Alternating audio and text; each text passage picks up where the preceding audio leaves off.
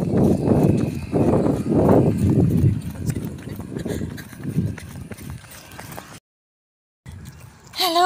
good morning guys. So, pang 4th day na natin.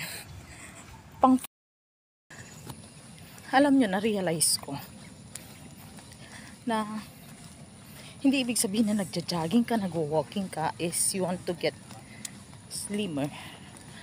Papayat ka agad. No. Ang hirap pala. Of course, pagkatapos mo nag-walking, jogging, gugutumin ka. So, kailangan mong kumain ng konti lang.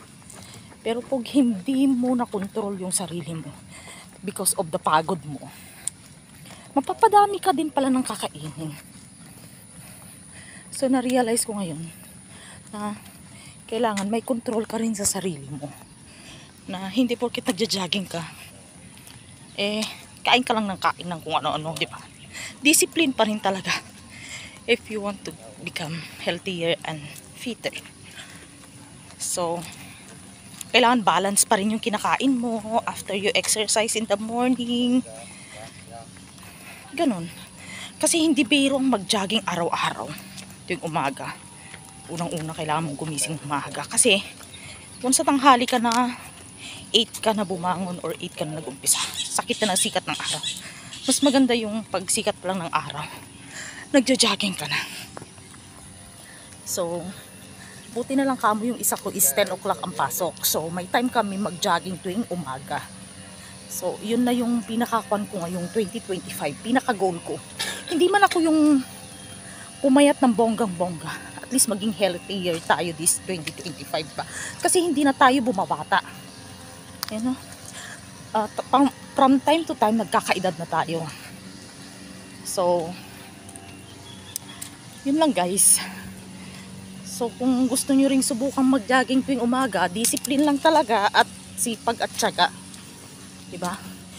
Kailangan mo i-sacrifice yung huwag magpupuyat sa gabi para makagising ka ng umaga, to do jogging. And then, pagdating naman ng jogging, maka-jogging ka lang, walking ka lang ng 30 minutes to 1 hour a day. Napaka-laking bagay na yun. Diba? And then, afterwards, pagkatapos mong mag-exercise, so, ayan na, lalabas na yung kakain ka na dahil gutom ka na sa pagod mo. Pero, see to it na yung kakainin mo is healthy pa rin. Diba? May protein, may veggies, may fruits. Ganun. At saka, hindi todo-todo ang kain. Kagaya ko minsan, ay naku po, pag nakakita na ng pagkain, parang wala nang kontrol sa sarili, lalo na't pagod na pagod ka. Pero ngayon, ay see to it na kung ano nilagay ko sa plato ko, hindi na ako magdadagdag. Kasi, sisiguraduhin ko lang na na-fulfill ko yung gutom ko. Parang, nalagyan lang yung sikmura ko, ba? May egg sa umaga, may konting kanin, may prutas, okay na yun. Tapos sa lunch naman, ganun pa rin, balance pa rin. Sa dinner, I see to it na 4 or 5 o'clock nagdi-dinner na ako. Para pagdating ng 8 or 9 na patulog ka na. So, hindi ka na bloated. Ganun lang guys. So, habang nag-walking ako dito. Kasi naka-isang ikot na ako. Ay, naku. Ito pa namang pinagjajagingan namin. May paakyat, may pababa. May paakyat, pababa.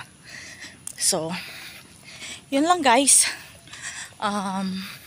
Goal this 2025 is maging healthier tayo para iwas sakit. From time to time, iyayaya namin ni Jerome pag walang pasok. So, minsan kasama rin siya dito. So, minsan hindi lang nakukuha na ng video kasi minsan ayaw magpakuha ng video ng bata. So, respect natin yun. So, we see to it na kaming tatlo talaga is we do jogging and walking. Wala namang mawawala sa inyo guys kung subukan nyo mag-walking, jogging every minute. Every minute? What I mean is every day. 30 minutes is enough. Diba? Para sa healthier na puso at katawan. So, yun lang guys ang aking masasabi for today's video. I hope you like it. Sana ma-inspire din kayong mag-exercise, mag-jogging. Kasi hindi na tayo bumabata. So, ayan ang aking view.